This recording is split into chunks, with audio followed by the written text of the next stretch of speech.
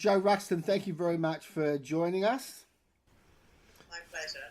Okay, congratulations on A Plastic Ocean, which you produced. I was one of the producers. There's two of us. Yes, but as well as being one of the producers on the film, you are the co-founder of the Plastic Oceans Foundation. Yes, that's right. Can you just tell us a bit about the foundation and why you founded it? Well, when I started looking at the subject, I wasn't expecting to find that there was a link to human health. And the more I researched it before we started filming, the more I realised that this message was very, very important and we needed to get it out to as many people as possible. So one of the reasons to set up the foundation was so that we would take the legacy of the film beyond its release through education programs and through working in policy and sustainability. So it just made me realise that I didn't want people to see the film, talk about it for a bit and then, move on to the next. This had to continue, and that's exactly what we're doing. So you set up the foundation in support of the film? Yes. Okay. The message of the film. In 25 words or less, what's the message of this film? The message of the film is that plastic is not and was never designed to be disposable because it's indestructible. And we're in this mess because we believe that we can just throw it away, and we can't. And this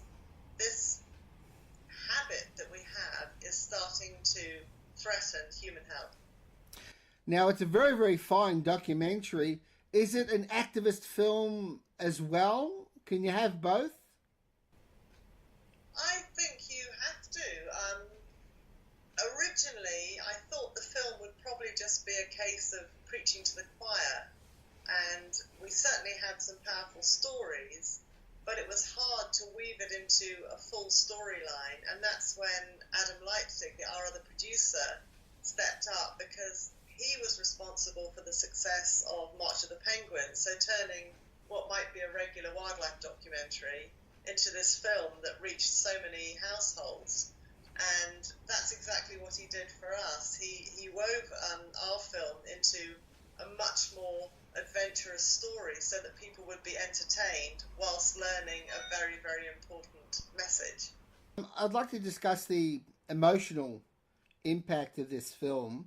I've got to say that this is probably one of the most nauseating and repulsive environmental documentaries I've ever seen. And I mean that as a compliment.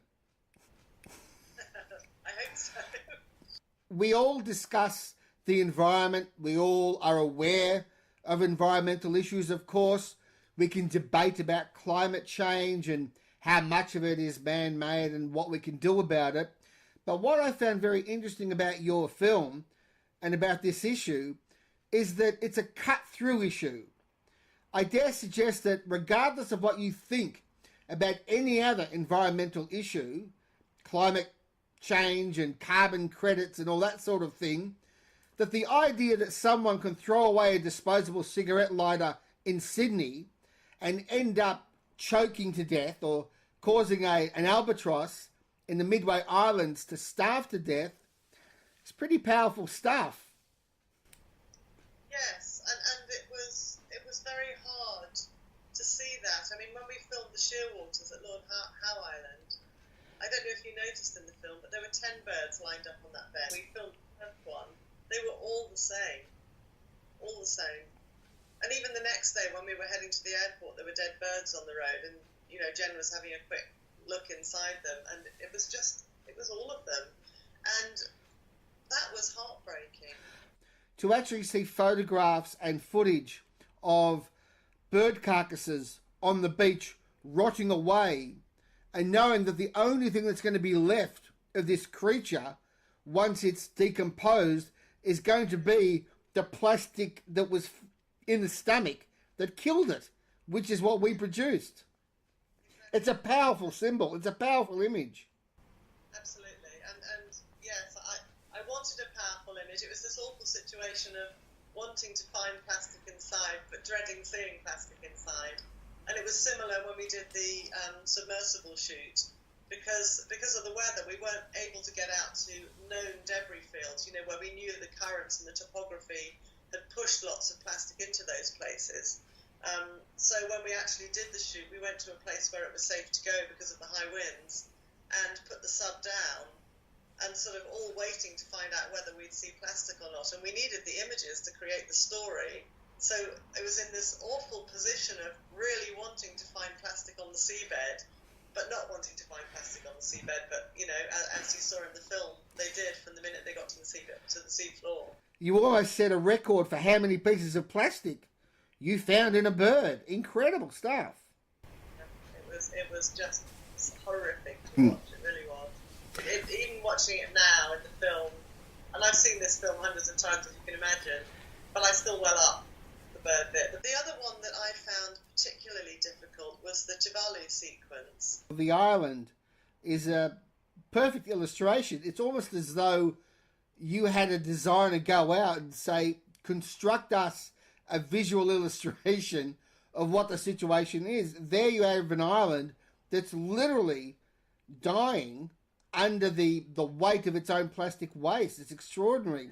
And seeing those people living underneath all this plastic and trying to burn it to get rid of it, and it just, you know, they had this beautiful island that was sustainable, and this, you know, this plastic packaging that comes with everything, and trying to cope with it. To me, that was a snapshot of our future if we don't get this under control. I mean, we've all seen plastic in the environment increase, even in the last 10 years. You know, you look out of your car window and people are just throwing bottles and things like that out of the window. Where do they think it's going to go? It's almost like this madness that's you know, we're just, it's a habit, and we've got to break it. You know, this is tipping point now. I'll give you a very interesting statistic that you won't have read, and it's one that my colleague, David Jones, came up with. We are making more than 300 million tonnes of plastic every year. And the latest scientific estimate is that 8 million tonnes of that is reaching the ocean. He looked up how much plastic was being produced in the year that he was born, and the closest he could get was 1961. In 1961, global plastic production was 8 million tonnes. And we're allowing that much to get into the oceans now. Can you imagine in another 50 years if we're allowing 300 million tonnes to go in? And that's year on year on year, not just an isolated 300 million tonnes. The oceans just can't cope. That's why we've got to stop this. I don't know if this was intentional or whether you wanted it to be a subdued and understated message in the film, but it's impossible, given the amount of plastic that every average person uses every day, to not feel a lot of guilt when you see a lot of this stuff. When you send that submersible, the remote, down how many thousands of feet to the very bottom of the ocean, and there's junk there. And then to see again the image of animals dying because of the detritus of my convenient lifestyle. There's a lot of guilt in the response to this film. Was that intentional, Jo?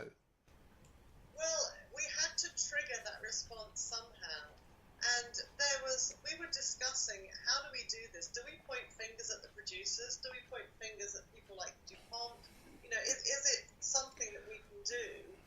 But actually, you can't do that because it's simply our habit. And it's not a case of we've all got to feel terrible. We've grown up with this. It was 1955 when we were told plastic's disposable, and for some reason we still believe it despite the evidence that it isn't.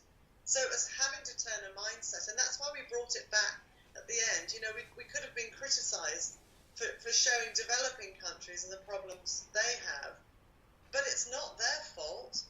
You know, bring it back to, in fact, the States and what should be a green city, and yet you can't get a takeout food that's not wrapped in plastic, and you can't go to the supermarket without finding everything wrapped in plastic. We're all doing it because of this belief we've had, and certainly before I started working on this film, I wasn't recycling all the time. You know, it was convenient not to, and if I was thirsty, I would often buy water in a bottle.